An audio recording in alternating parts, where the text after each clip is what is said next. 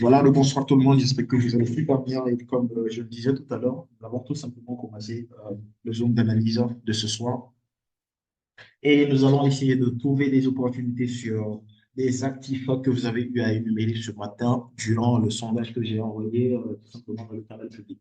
Et donc, les actifs déjà que je vois qui se répètent un peu plus sont les actifs tels que V100, les actifs des mauvais crash notamment le Crash 300, ensuite il y a le V50, il y a le V10 que je vois tout de suite dans le chat. Et il y a aussi le V25, V75. Ok, ce que nous allons faire, nous allons aller directement sur le V100 parce que sur le V100, je pense que j'avais déjà eu à analyser cet actif-là. Pour ceux qui se rappellent bien, ils peuvent aller voir les zooms précédents. J'ai eu à analyser cet actif-là maintes fois. Et il y a toujours ces opportunités-là qui sont encore. Mais les opportunités à court terme, je vais essayer de les énumérer rapidement avant qu'on puisse migrer rapidement sur le V10 et ensuite aller sur le Crash 300 si le temps nous permet, pour pouvoir analyser et trouver les opportunités qui vont nous intéresser durant la semaine à venir. Et donc, là, comme je le disais, on va aller rapidement sur le V100.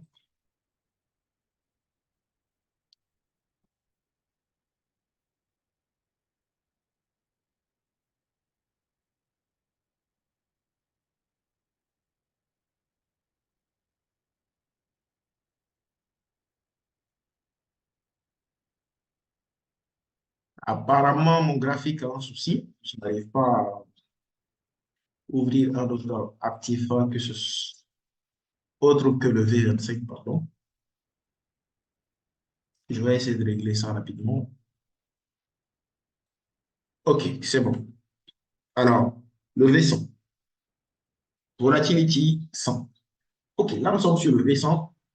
Et ici, sans plus tarder, je vais juste donner la direction rapide sur ce marché-là parce que là, tout de suite, nous voyons clairement qu'il y a une grosse chute depuis un certain moment. Depuis un certain moment, le graphique sur cet actif-là a commencé à chuter. Depuis le début de cette année-là jusqu'à maintenant, on voit seulement une chute à travers la configuration de plusieurs actifs qui se présentent à nous. Mais là, ce qui va nous intéresser le plus, sont les opportunités de baisse, bien évidemment, parce que le marché est dans une séance vraiment baissière. Parce que nous avons un monthly, nous avons un month, donc il y a des fortes séances, des fortes configurations de séances baissières. Et donc, on ne va plus hésiter à profiter des opportunités à la baisse. Et donc, rapidement, je vais vous montrer une opportunité très, très rapide dans les unités de temps inférieures et vous expliquer pourquoi est-ce que cette opportunité-là a des chances d'aller peut-être un peu plus loin ou pas du tout. Parce qu'il y a bien évidemment des niveaux d'obstacles qui peuvent bien évidemment retenir le prix dans sa chute.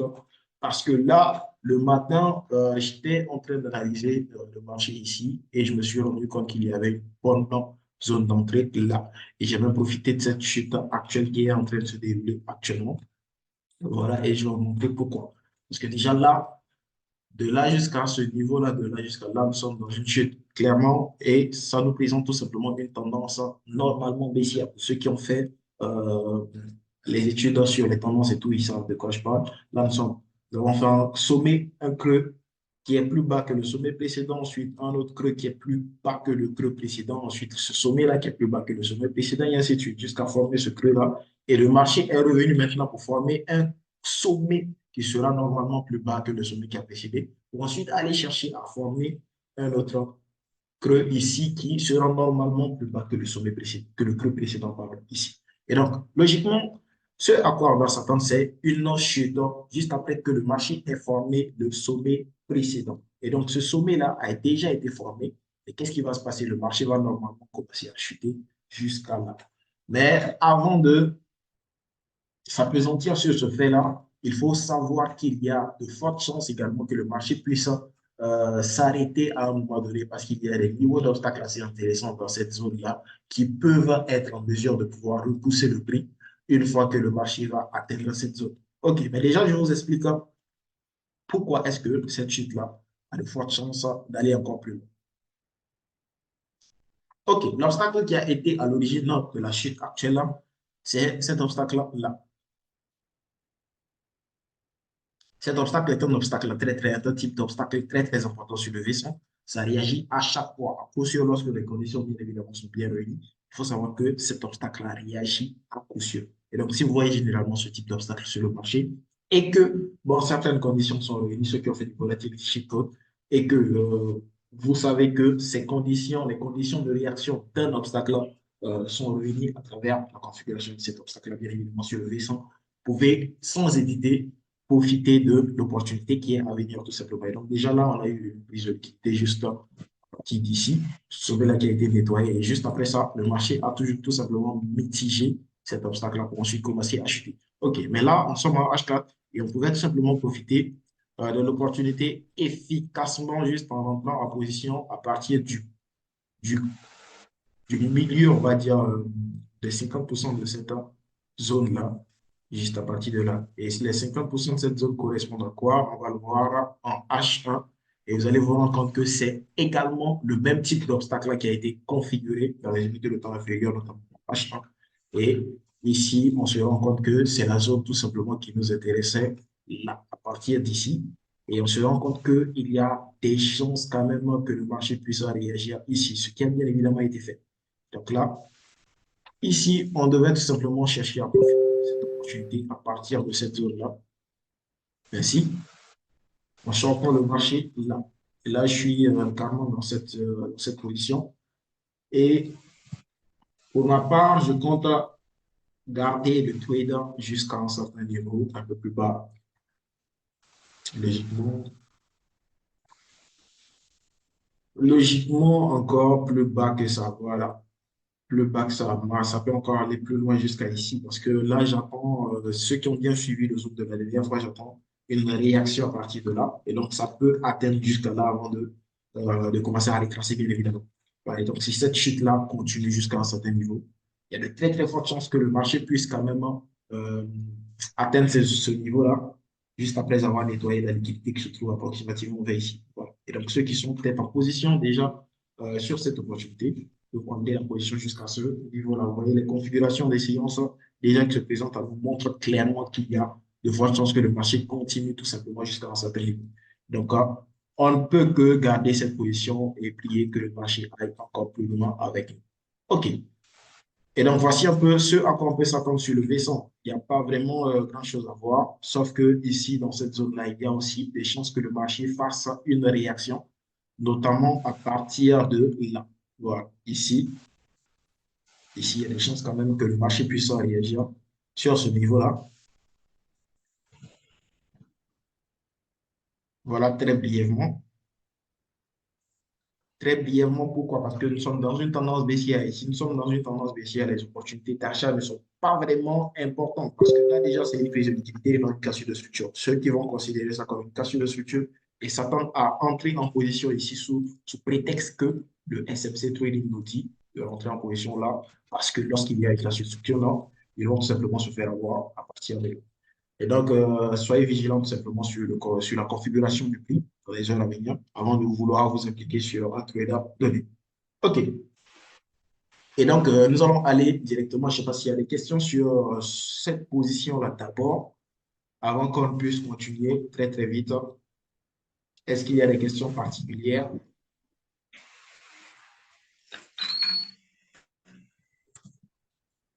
ou est-ce que c'est bon, nous pouvons aller? Oui, monsieur Stéphane, mon ami, comment est-ce que tu vas? Vas-y, pose ta question Oui, rapidement. ça va très bien. Merci. Formidable, je vais également bien. Désolé, je suis un peu en retard, mais OK? j'aimerais, si possible, si vous pouvez revenir justement sur la raison pour laquelle, en fait, la Comment? zone, j'aimerais que vous reveniez sur la raison pour laquelle la zone, le trait, le petit trait que vous avez tracé. Ici? Pourquoi cette zone ne marcherait pas? Pourquoi en fait cette cassure de structure est justement une piège en fait pour les SMC? Voilà. Pourquoi est-ce que c'est un piège, c'est ça? Oui, oui. OK, parce que là, c'est un liquidity robber. Ici, bon, tu sais déjà, toi, tu as fait du volatility sheet code. Bon, tu es en train de lire le bouquin actuellement, le volatility sheet code. Donc, je pense que tu euh, as des informations sur ce que c'est qu'un liquidity robber. Et donc là, déjà, c'est un liquidity robber. Pourquoi? Parce que c'est un obstacle là qui contient de la liquidité et qui était censé être nettoyé tout simplement comme de la liquidité. Et donc, c'est ce qui a été fait. Et lorsqu'on a une prise de liquidité, à quoi est-ce qu'on s'attend tout simplement? À une injection de liquidité. Et donc, lorsque ce niveau a été nettoyé comme étant de la liquidité, il y a eu tout simplement l'injection de liquidité à partir de l'obstacle ici. Et donc, s'il y a injection de liquidité, bon, s'il y a d'abord prise de liquidité, c'est qu'on parle d'abord de fake move. Voilà, donc ici, ce mouvement-là, c'est très, très probablement un fake move et non un real move. Et donc, si c'est un real move, on pouvait peut-être s'appesantir sur le fait que là, on a affaire à un vrai POS ici. Et donc, peut-être s'attendre à ce qu'il y ait une impulsion haussière juste à partir de là, normalement. Voilà, mais ce n'est pas le cas parce que toutes les conditions nous montrent, toutes les configurations nous montrent que là, on a affaire à une prise de liquidité.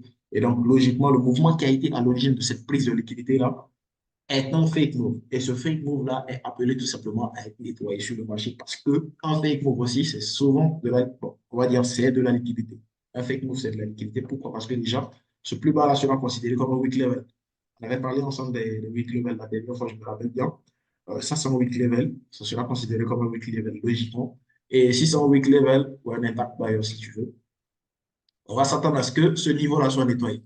Voilà. Si ce niveau est nettoyé logiquement à travers ce mouvement-là, c'est en ça que je dis que le marché peut toujours continuer juste après le nettoyage de ce plus bas-là, à aller un peu plus bas jusqu'à atteindre ce niveau-là ici. D'accord. Ouais. Merci bien. Formidable. OK, alors s'il n'y a plus d'autres questions, nous allons aller sur le V10 parce que j'ai vu dans le chat quelqu'un qui demandait à ce qu'on analyse ensemble le V10, monsieur Gédéon. Voilà. Et donc, nous allons essayer d'avoir des opportunités sur cet actif-là très, très rapidement.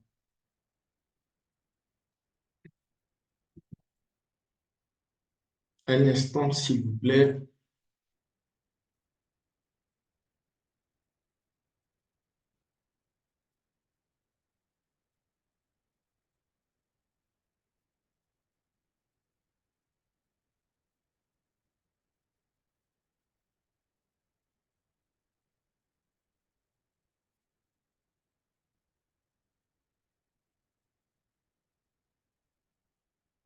OK.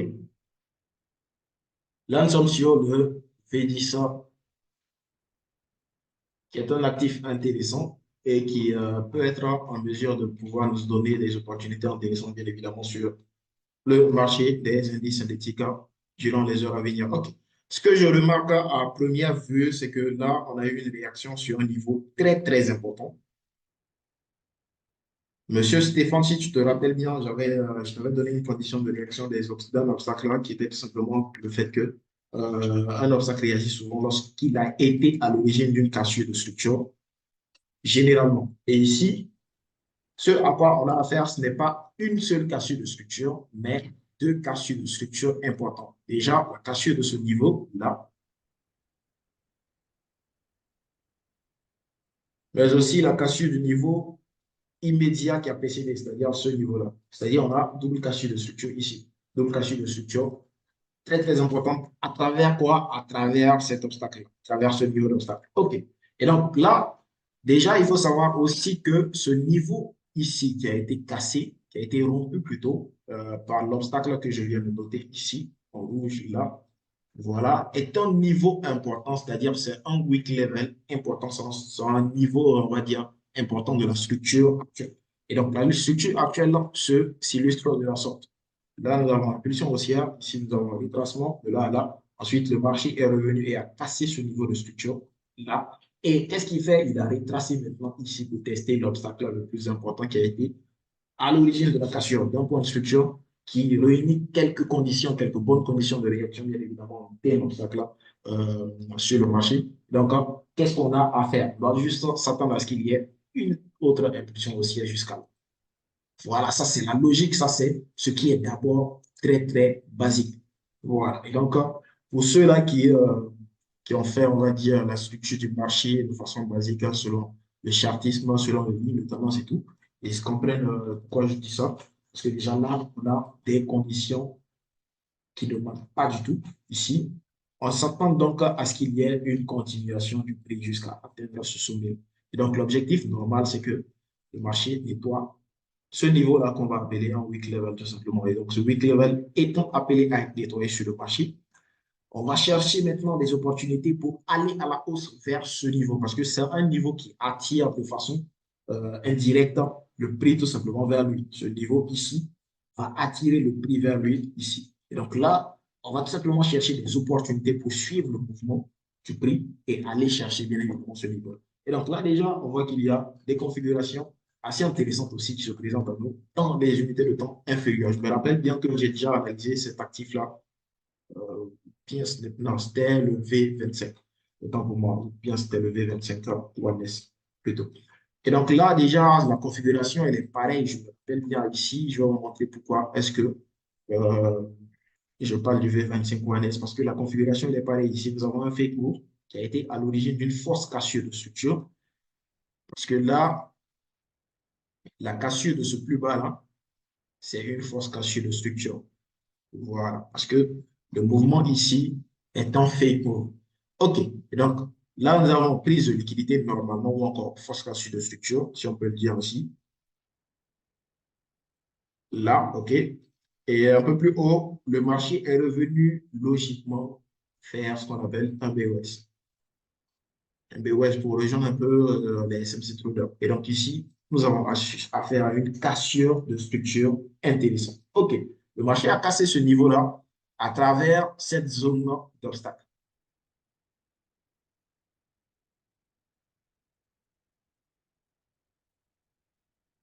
Et donc, qu'est-ce que le prix fera? Le prix fera tout simplement un retracement rapide dans cette zone.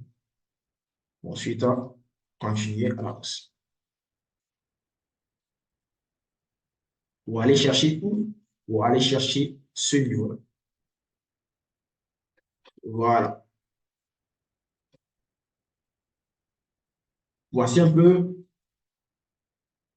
le scénario le plus probable actuellement sur le V10, sur le V10, bien évidemment. Voilà. Et donc, je vais vous montrer rapidement ce dont je parlais sur le V20, V25 One S. Très, très rapidement parce que la configuration elle est pareille. Et je vais vous montrer pourquoi. Pour ceux qui se rappellent très bien aussi, j'avais dit que le V25 One S avait de très, très fortes chances d'aller très, très loin. Pourquoi? Parce que le mouvement ici, qui avait été à l'origine de la cassure de ce niveau-là, c'est ce qu'on appelle là un fake move. Pour ceux qui se rappellent bien, bien sûr. Voilà, ici. Et j'avais d'ailleurs même considéré tout ce mouvement-là ici. Et j'avais dit que un peu plus bas, il y avait dans cette zone-là, je pense bien approximativement, une zone assez intéressante. Je ne sais plus où, mais je pense que c'est approximativement ici ou un peu plus bas, ici. Voilà.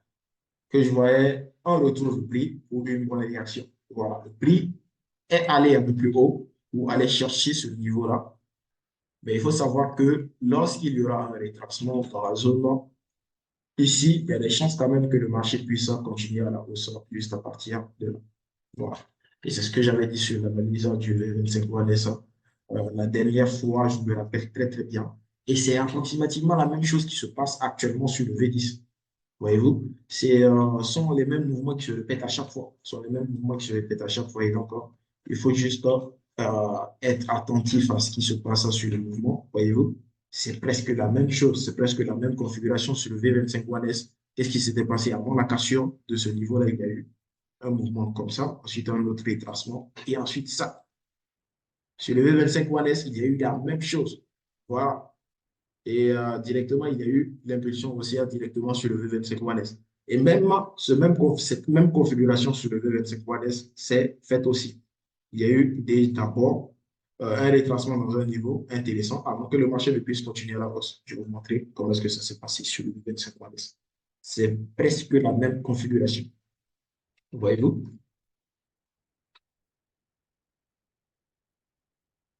Ici, là, et paf. C'est la même chose. Voilà. OK. Allons sur le V10 et trouvons bien maintenant les niveaux qui vont nous permettre de pouvoir profiter efficacement des opportunités à venir sur cet actif. OK. Ici, je vais essayer de nettoyer ça, que ça ne nous embrouille pas dans nos analyses. Et donc ici, qu'est-ce qui s'est passé déjà? On a eu déjà la réaction importante ici. Je vais voir si, bien évidemment, il y a eu le test du niveau auquel je m'attends à ce qu'il y ait une réaction. Et ce niveau-là n'a pas encore été testé. Mais il y a de très fortes chances que le marché puisse revenir chercher à prendre appui sur ce niveau-là, ici, pour ensuite continuer à la hausse. Voilà. Ça, c'est une analyse très, très rapide. Mais quand même, il y a de très, très fortes chances que le marché puisse faire ça. Voilà, réagir ici rapidement avant de continuer son mouvement. Voilà, en gros, c'est ce qu'on peut avoir de façon très, très simplifiée sur le V10 pour l'instant. Voilà. Et est-ce qu'il y a des questions? Est-ce que vous avez des questions particulières par rapport à cette analyse-là, très, très rapidement, avant qu'on puisse aller sur notre actif?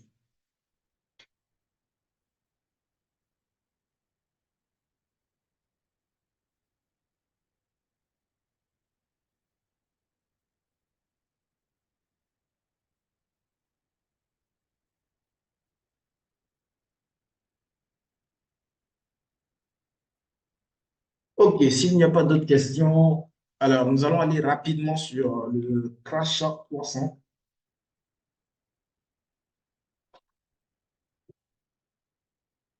et faire une analyse très, très rapidement avant de continuer, bien Alors, évidemment. Oui, excusez-moi, coach. Revenez sur l'analyse que vous venez de faire sur V10 là. J'ai trouvé quelque chose.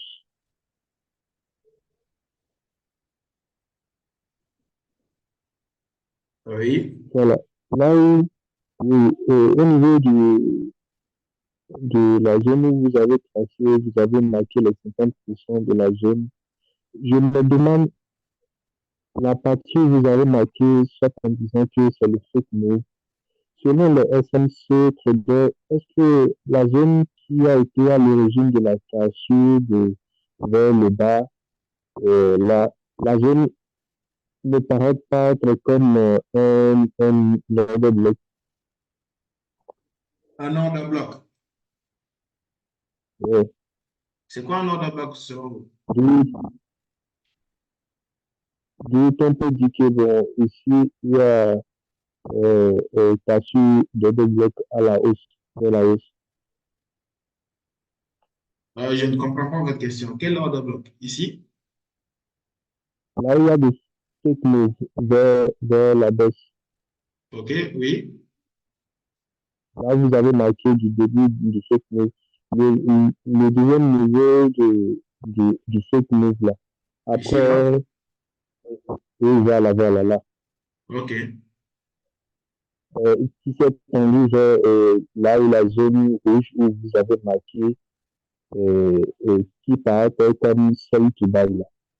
OK, OK. Est-ce que vous m'avez compris? Selon vous, bon, si j'ai bien compris, selon vous, selon le SMC Trading, Oui, je vais s'attendre à ce qu'il y ait une réaction ici, oui, c'est ça? voilà une réaction là, voilà. OK.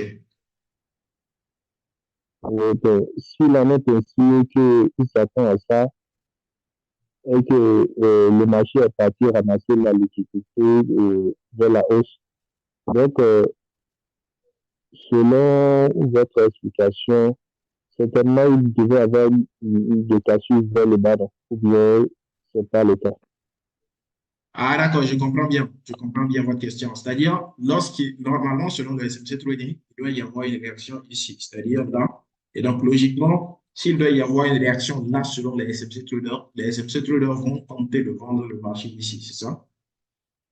Et donc, ça va Oui, constituer, ça va correspondre à de la liquidité, ce qui est logique. oui, oui. Mais là, ce n'est pas un ordre de bloc vraiment solide. Voilà, parce que déjà là, cet ordre de bloc a été testé. Ici, ce n'est pas un ordre de bloc Ok, selon le volatility cheat code.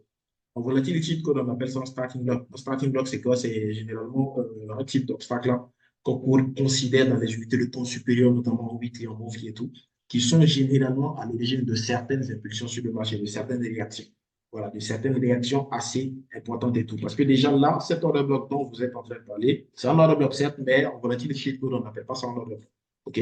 Mais là, c'est, on va dire, un ordre bloc qui réunit les conditions de réaction des ordres blocs. C'est-à-dire, ça a été vraiment un ordre bloc qui devait réagir. Et donc là, déjà, si on essaie de voir un peu comment est-ce que le marché s'est configuré dans les unités de temps inférieures à travers la constitution de cet ordre bloc, je vais aller en H1, vous allez vous rendre compte que là, il y avait quand même une réaction déjà qui a été faite. Là, ici, qu'est-ce qui s'est passé? Ici, on a eu une réaction là,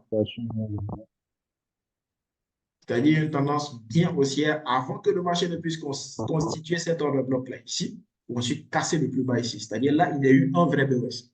OK? Et donc, le marché a d'abord créé cette liquidité avant de nettoyer cette même liquidité pour réagir dans l'ordre bloc en H1 là, qui se trouve dans l'ordre bloc en H4, si vous voulez bien. Et donc là, il y a eu la réaction vers A, ce qui est normal. Voilà, la réaction s'est très bien effectuée. Et donc, il n'y a plus de raison de considérer ce même ordre bloc-là comme s'il va y avoir encore une autre réaction. Voyez-vous?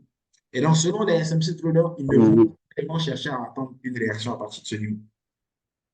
Ils ne vont plus vraiment chercher à avoir une réaction à partir de ce niveau. Voilà. Parce que déjà, euh, il y a eu la réaction. Si on descend en H1, ce qu'on a fait d'ailleurs, là nous sommes en H1, là ici, il y a un order bloc, effectivement, ici. Voici un order bloc qui devait réagir. Si on repart sur avec votre question tout à l'heure, ici, c'est un order bloc qui devait normalement réagir. Mais il n'y a pas eu de réaction. Et le marché a nettoyé ce sommet-là et c'est considéré en fait comme une prise de liquidité. Mais là, ce n'est pas vraiment une prise de liquidité parce que bien avant ça, il y avait eu encore une prise de liquidité ici. Parce que là, ce mouvement-là, c'est un fake move. Pourquoi? Parce que ça a été à l'origine encore d'une prise de liquidité ici. Cet ordre bloc a été nettoyé. Et donc, c'est une prise de liquidité. Ce qui fait correspondre ce sommet-là comme étant un weak level et non comme étant un niveau de liquidité. Voilà, parce que là, c'est considéré, on va dire, comme étant un weak level, mais pas comme un niveau de liquidité. Un weak level, c'est un niveau qui est faible généralement et euh, qui s'attend à être nettoyé sur le marché, qui s'attend à être cassé. Et donc, la cassure d'un weak level sur le marché, d'un weak level sur le marché correspond à une vraie cassure de structure. Et la cassure d'un strong level également correspond à une cassure, à une vraie cassure de structure. Maintenant, ça dépend des types de cassure et tout. On puisse considérer le type de POS auquel on doit avoir affaire et le type de réaction, bien évidemment, qui doit s'en suivre. Et donc ici, on a la cassure d'un niveau de structure, bien évidemment, important, qui correspond à un vrai POS. C'est-à-dire là, normalement, ce qu'on devait considérer comme, on va dire, structure du marché, c'est ça. Ici, je vais marquer cela pour vous. Là, on a eu ça, là, là, ensuite là, et le marché est revenu casser ce sommet-là, et ensuite ce sommet-là, c'est-à-dire ces deux sommets en même temps. Et donc, il y a eu normalement un double BOS. OK, il y a eu double BOS. Et donc, le marché, qu'est-ce qu'il va faire? Il va retracer maintenant pour tester un niveau d'obstacle important ici, ensuite continuer son mouvement à la hausse. Et c'est ce mouvement maintenant qui a été à l'origine de la cassure de ce niveau, mais aussi de ce niveau-là, ce qui a été également un double BOS. Et donc, on s'attend à ce qu'il y ait un retracement dans un niveau d'obstacle assez intéressant que j'ai marqué ici, ce qui peut se faire comme peut ne pas se faire parce que le marché a frôlé quand même cette zone-là. Donc, il peut y avoir la continuation du prix vers le haut ou encore avoir une manipulation du prix tout simplement pour ramasser encore plus de liquidité avant de réagir dans la zone importante ici, avant que le prix ne puisse continuer à la hausse. Voyez-vous?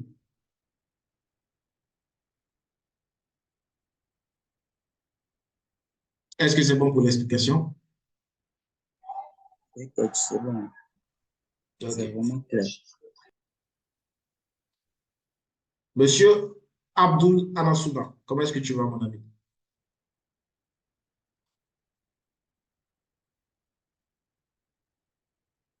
Ça va bien Ok. chez vous?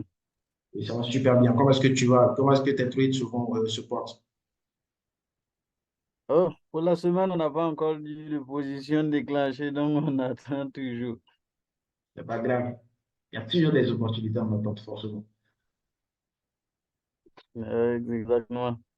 Je te souhaite une très bonne semaine de trading. Merci bien, coach Palema. Merci. Ok, là, il ne reste plus vraiment, il ne nous reste plus vraiment assez de temps. Mais je pense qu'on a quand même assez fait le tour de assez d'actifs. Deux actifs, c'est déjà bon. Demain matin, ce qui est sûr, nous avons un live d'analyse de 10h30 jusqu'à 12h30. Pendant 2 heures de temps, nous allons faire que des analyses sur des actifs, des indices synthétiques, c'est-à-dire sur des actifs de dérive. On va aller épulcher les volatilités, les boom et crash, tout ce que vous voulez. Et ensuite, aller sur le Forex, aller épulcher tous les actifs du Forex également. Et vous allez avoir les idées un peu plus claires sur les opportunités à venir durant toute cette semaine-là. Donc, voilà. Là, étant donné que je vois qu'il n'y a pas vraiment d'autres questions sur euh, les analyses que nous sommes en train de faire, on va devoir arrêter juste après ce Zoom-là, qu'il ne nous reste que 2 minutes, maximum 3 minutes, et je vais vous laisser ce temps-là. S'il y a bien évidemment des petites questions à me poser rapidement avant qu'on puisse clore la séance, et on va finalement se retrouver demain pour la séance de live d'analyse. Et donc, ceux qui ont des questions, n'hésitez surtout pas à me poser ces questions-là.